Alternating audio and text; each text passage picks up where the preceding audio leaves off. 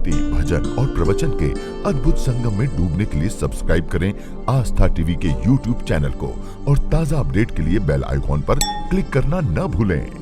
बाबा ने स्मरण किया किनका? भगवती सरस्वती का स्मरण। वर्णानाम अर्थ संघानाम रसानाम छंदसामपि मंगलानाम च कर्तारौ वंदे वाणी विना।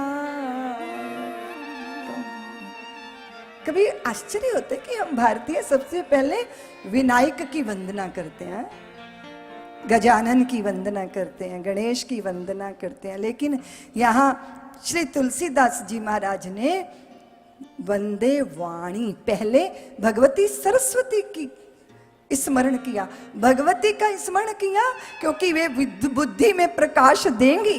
जब प्रकाश देंगी तभी तो यह समझ में आएगा कि प्रथम पूज्य कौन है, प्रथम अर्चना किसकी करनी चाहिए। सबसे पहले हमारा आचरण कैसा, व्यवहार कैसा, उसके लिए क्या चाहिए? सद्बुद्धि चाहिए। बुद्धि में प्रकाश चाहिए। क्या चाहिए? बुद्धि, फिर सद्बुद्धि, उसके बाद मेधा, फिर प्रज्ञा, उसके बाद बुद्धि का एक नाम है ऋतंभरा। रित को अपने भीतर, सत्य को अपने भीतर धारण कर सके, उस बुद्धि को, बुद्धि के उस शिखर को जहां सत्य को धारण किया जा सके, वो भगवती सरस्वती की कृपा के बिना संभव। और जब वे सदय होती हैं, वे अनुकूल होती हैं, तब हमारी बुद्धि प्रकाशित हो जाती है। उस प्रकाशित बुद्धि में यह निर्णय करना आसान होता है कि आप चुनो क्या, चुनाव क्या करो। तो आपने राम कथा चुनी ना, तो इसका मतलब भगवती सरस्वती की आप पे पूरी कृपा है कि आप अपना अच्छा चुनाव कर सके। धन किस में लगाना, शक्ति किस में लगानी, समर्पण कहाँ करना, अपने समय की सदुपयोगिता, समय की सार्थकता, इसके लिए भगवती सरस्वती हम पर अनुकूल है। और कदाचित बुद्धि की विराटता में हम प्रवेश कर सकें, उसके लिए हमें किनके चरणों में जाना होगा? गणपति के चरणों में जाना। अभी इधर ये तो निमाड़ क्षेत्र है ना, निमाड़ क्षेत्र है, मालवा है, बोलो ना। तो अब गणपति को हम कुछ भी अर्पित करें, वो हमें ऐसा लगता है कि जैसे सब छुआ छुआ है। कभी आपका दिल करे अर्पण करने को, तो क्या अर्पण करोगी बताओ ना। बहुत सारे लोग हम लोगों से पूछते हैं, दीदी माँ आपके आसपास बड़े तरुण सन्यासी सन्यासिने, ये तो बहुत छोटे छोटे हैं, तो इतनी जल्दी ये सब होना चाहिए। तो मैंने कहा कि आप ये बताओ, ईश्वर को गला सड़ा, बुझा हुआ, मुरझाया हुआ पुष्प अर्पित होना चाहिए कि खिला हुआ सुंदर पुष्प अर्पित होना चाहिए? बताइए जरा, बोला ना।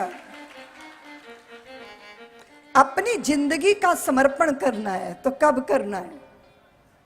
भारतीयों ने निश्चित किया हुआ है कि 50 साल बाद भगवान की सुध लेंगे, अभी तो दुनियादारी संभालते हैं। और मुझे लगता है कि अगर प्रथम प्रारंभ से ही अगर चित्त में ईश्वर आके विराजमान हो जाए, तो हमारी दुनियादारी और खूबसूरत हो जाती है ना। नहीं तो सास बहू की कलह जिंदगी भर चलती रहती है। मुझे किसी ने दिखाया इतना सा तीखा एक ना पौधा दिखाया, वो बिल्कुल आगे से बिल्कुल उसका नोक बहुत तीखी है। तो मुझे वो फोन पे दिखा रहा था, हमारे भाई हैं वो संबित गुरुकुलम वृंदावन में उसकी देखरेख करते हैं, अरुण जी। बोले देखो दीदी माँ, ये पौधे का नाम है सासू की जीभ।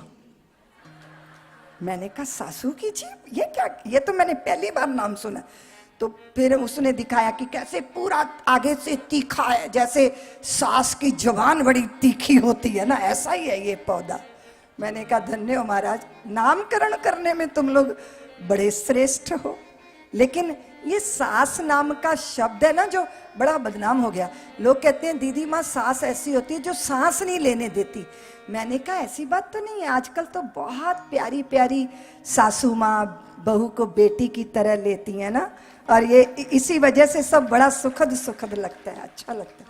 मुझे तो ये लगता है कि अगर प्रारंभ से हमारी प्रज्ञा जागृत हो, हृदय में हमारे समाधान हो, तो परमात्मा वाला राज्य तो सुंदर है ही, और ये संसार भी जिसमें ईश्वर आधार हो तो ये भी बहुत अच्छा लगता है। इसको छोड़ के भागने की जरूरत लगती नहीं है, क्योंकि फिर हमें समझ आ जाती है कि भागने से ईश्वर नहीं मिलते, जागने से ईश्वर मिलते हैं और दृष्टि मिलती।